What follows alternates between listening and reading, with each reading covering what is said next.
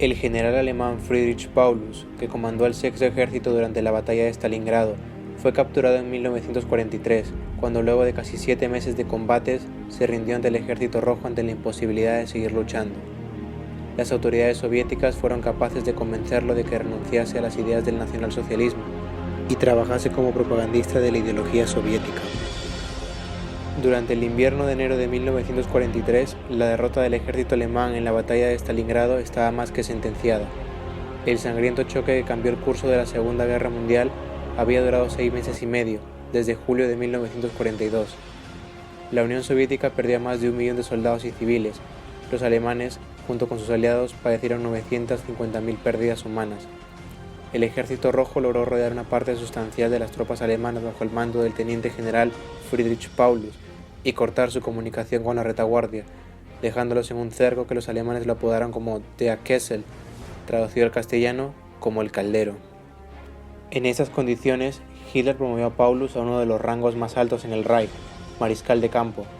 En su último radiograma, el Führer hizo una sugerencia bastante inequívoca: ningún mariscal de campo alemán jamás ha sido capturado. Con ello, Hitler esperaba que Paulus, ante tal situación abrumadora, se suicidara. Pero ahora el mariscal de campo eligió la vida y se rindió el 31 de enero de 1943. Para los soviéticos, la rendición del Sexto Ejército por parte de Paulus era importante, y no solo en términos de prestigio.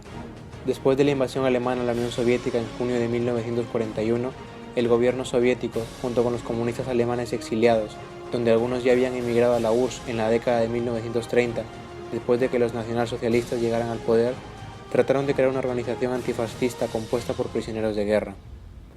Una vez culminada la batalla de Stalingrado, la cual menoscabó gravemente la fe de los alemanes en alcanzar la ansiada victoria final, 91.000 soldados de la Wehrmacht fueron hechos prisioneros, convirtiéndose para los antes mencionados comunistas alemanes en una ocasión bastante prometedora para el lanzamiento de tal organización. En junio de 1943, la Unión Soviética formó el Comité Nacional para una Alemania Libre, luego la Unión de Oficiales Alemanes bajo la supervisión del general capturado también en Stalingrado, Walter von Seydlitz. Pero para una exitosa propaganda antifascista, von Seydlitz no era suficiente. El gobierno soviético necesitaba de un alemán realmente famoso, alguien como Friedrich Paulus. Sus contemporáneos describían a Paulus como un soldado responsable y atento, un oficial digno y un ser humano.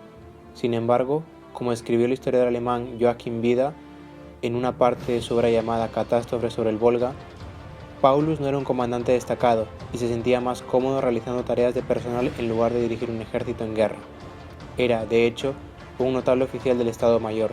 En particular, participó activamente en el desarrollo de la Operación Barbarroja.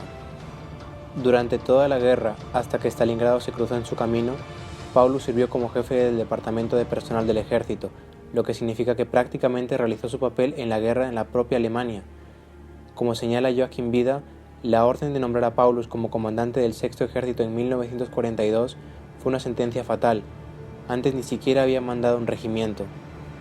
Otra falencia del general Paulus era su ferviente creencia en el genio militar de Hitler. Sin embargo, negarse a cometer suicidio fue el primer momento en el que dejó de cumplir la voluntad del Führer. Sin embargo, incluso cuando fue hecho prisionero, el mariscal de campo declaró que seguía siendo un nacionalsocialista. Cuando llegó a sus oídos la idea de la creación de la Unión Antifascista de los Soldados Alemanes, Paulus al principio la condenó duramente y de forma escrita recomendó a todos los prisioneros de guerra alemanes que no se unieran a ella. No obstante, pronto Paulus cambió su punto de vista. Fue influenciado por la manipulación psicológica en su casa de campo en Dubrovo, cerca de Moscú. Se le instó diariamente a tomar partido de la Unión Soviética, informándole sobre los sucesos que acontecieron los meses posteriores a Stalingrado. Los aliados habían abierto un segundo frente y el Tercer Reich había sufrido grandes pérdidas en África y cerca de Kursk. La noticia de la ejecución en Alemania del amigo del general Paulus, el mariscal de campo Erwin von Witzleben, por su participación en el complot del 20 de julio de 1944, también influyó en su cambio de mentalidad. El 8 de agosto de 1944, año y medio después de haber sido hecho prisionero, el mariscal de campo Paulus habló en la radio Alemania Libre y se dirigió a los soldados de la Wehrmacht. Para Alemania, la guerra se ha perdido. Esta es la posición en la que el país se encuentra como resultado del liderazgo de Adolf Hitler, y Alemania debe renunciar a él. Este había sido el primer discurso antihitleriano de Paulus, pero no el último. Se unió a las filas de la Unión de Oficiales Alemanes y realizó muchos llamamientos al pueblo alemán.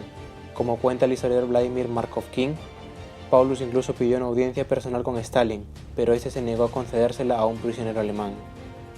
Uno de los discursos más antifascistas del mariscal de campo fue su testimonio durante los juicios de Nuremberg del 11 al 12 de febrero de 1946. Como alguien que participó en el desarrollo de la Operación Barbarroja, fue un testigo de gran relevancia en la acusación de los generales Wilhelm Keitel y Alfred Jodl, siendo sentenciados a la horca poco después. Después de Nuremberg, Paulus regresó a la Unión Soviética, donde vivía en una casa de campo, o también llamada dacha, en las cercanías de Moscú, sin derecho a salir del país. Hasta la muerte de Stalin en 1953, sus numerosas peticiones para volver a Alemania fueron denegadas.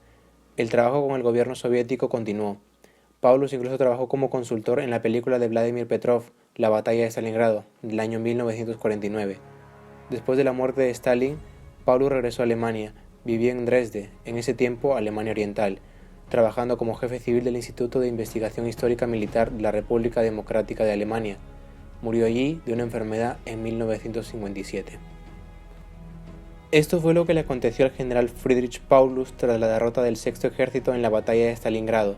Sin embargo, su vida de esclavo de la Unión Soviética no bastó para que Stalin se asegurara de que pocos de los supervivientes del Sexto Ejército alguna vez regresaran a Alemania, los últimos de estos luego de casi 20 años de cautiverio.